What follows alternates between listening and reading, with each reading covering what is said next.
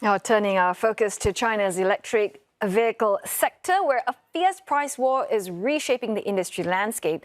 And under pressure, EV brands Neta and Zeekr this week, they were caught inflating those sales figures. Well, our ever-diligent Roland Lim has been tracking this story very closely. So I got to ask you, Roland, how widespread is this particular practice? Well, it is actually more widespread than you think. I mean, Neta, a small EV player, had actually been inflating their sales figures for the past 15 months, that period, by more than half.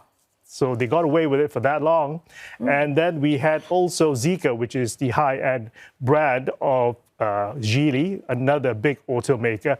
And they were caught with their December sales, both in Xiamen and Shenzhen, by inflating their figures by 14 times what they normally sell in any given month. So, and for the initiative, I should say that this so-called zero mileage sales scheme basically means is that automakers start registering their cars that they haven't sold to buyers yet for the mandatory traffic insurance policies. And that allows them to book the sales into their books, but no buyers for those cars yet. So those bookkeeping tricks, I mean, is there more to it than meets the eye? Well, obviously, I mean, it's obviously a symptom of cutthroat competition in China's EV market. I mean, there are many automakers fighting to gain market share. They have internal sales targets that are very, very aggressive. They are also trying to meet the subsidy targets that the government dishes out for EV cars, on top of which they are also trying to please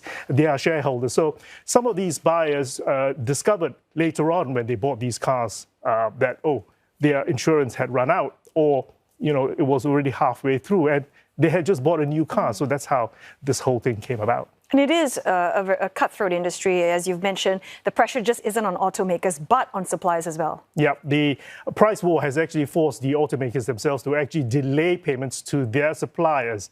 And then by months. And then on top of that, they were, instead of paying cash, they were giving out promissory notes. So that came to a head when the suppliers brought this to attention of the regulators.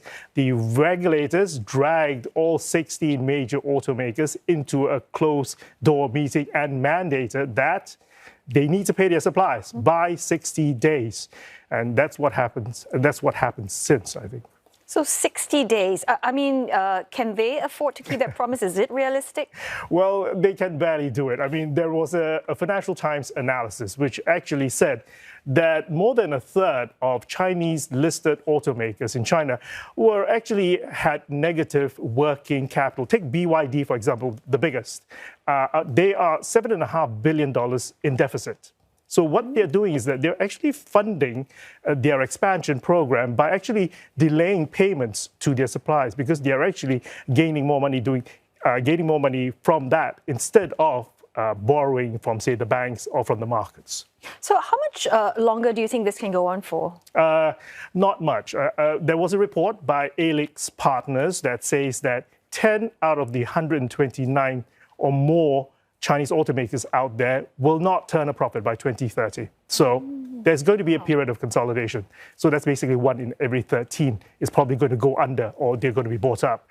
Already, Neta's parent, Hosan, is already filed for bankruptcy. So there are more to come, or more is expected. Wow. So what sort of industry shakeup can we look forward to? A major one, I suppose?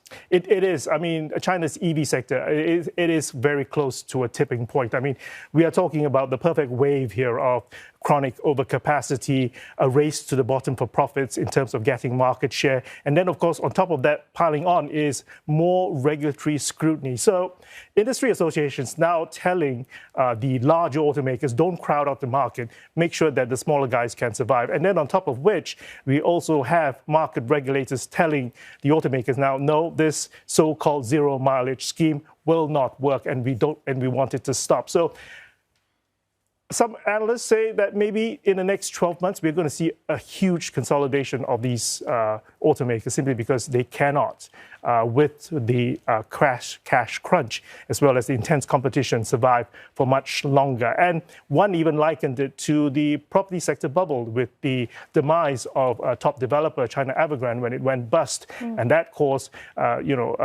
a negative effect throughout the property sector. So some are also warning that could happen to the auto sector unless these big automakers start taking their cash flow situation very seriously and prudently. Oh, great analysis there. I know you've done your homework. Thanks so very much for that. I was just talking to Roland Lim there.